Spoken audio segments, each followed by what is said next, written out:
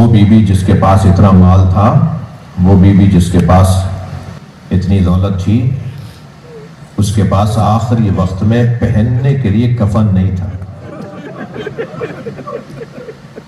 فرمایا فاطمہ اپنے بابا سے کہو کہ میرا تو ذاتی سارا مال ختم ہو گیا، میرا تو اپنا ذاتی مال سب ختم ہو گیا، اپنے بابا سے کہو کہ اپنی قمیص میں مجھے دفنائیں،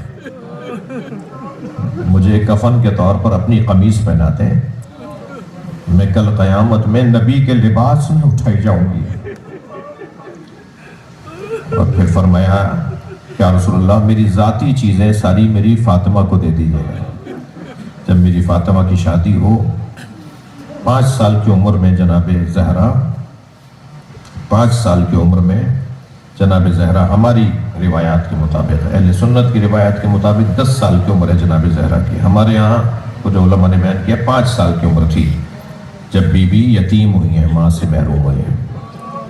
5 سال کی بچی کتنی بڑی بچی ہوتی ہے، میں تو کہتا ہوں یہ 5 سال یہ 4 سال کبھی جناب سکینہ کی یاد دلاتا ہے، یہ کبھی جناب زینب کی یاد میں لے جاتا ہے۔ میں جب جناب زینب یتیم ہو رہی ہیں تو جناب زینب کے یتیم ہونے پہ جناب زہرا کو جو دکھ ہے نا، انہیں پتا ہے کہ 4 اور 5 سال کی بچی جب یتیم ہوتی ہے تو اس کے کیا احساسات اور اس کے جذبات ہوتے ہیں۔ خود جناب خدیجہ کی بیٹی جناب زہرا 5 سال میں یتیم ہو رہی ہے اور جناب زینب 4 سال میں یتیم ہو رہی ہے۔ اجرکم اللہ، اللہ آپ کو کسی غم میں نہ رلائے۔ اور جناب سکینہ 4 سال میں یتیم ہو رہے ہیں۔ عجیب دستور ہے، عجیب اس گھرانے کا انداز زندگی ہے، عجیب قسمت ہے اس گھرانے کی کہ یہاں کی بچیاں 4 سال اور 5 سالوں میں یتیم ہو رہی ہیں۔ 4 سال کی عمر میں جناب خدیجہ کے سامنے جناب زہرا 5 سال کی ہیں، جناب زینب 4 سال کی ہیں۔ فرمایا زینب سامنے صندوقچہ رکھا ہے، اٹھا کے لاؤ۔ جناب زہرا نے بی بی زینب سے فرمایا جب شہادت قریب ہوئی نا، فرمایا سامنے صندوقچہ رکھا ہے، اٹھا کے لاؤ۔ جناب زینب صندوقچہ لے کے آئیں، بی بی نے فرمایا کھولو دیکھو اس میں کیا ہے۔ جب کھولا تو اس میں کفن رکھے ہوئے تھے۔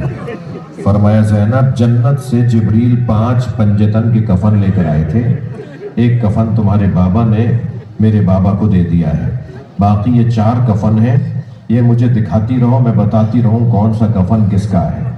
میں ہاتھ جوڑ کے بی بی زہرا سے کہوں گا بی بی یہ کام تو گھر کی بڑی عورتوں کو دیا جاتا ہے، آپ اتنی کم سن بچی کو یہ کام دے رہی ہیں کہ کس کا کون سا کفن ہے۔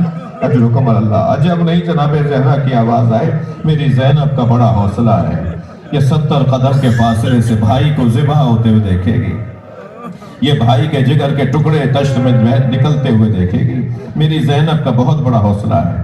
جناب زینب نے ایک کفن دکھایا، جناب زینب نے ایک کفن دکھایا تو بی بی نے فرمایا یہ کفن تمہارے بابا، یہ تو کفن تمہارے باپ، یہ کفن میرا ہے، کچھ دن کے بعد تمہارے بابا علی تم سے مانگیں گے تو دے دینا۔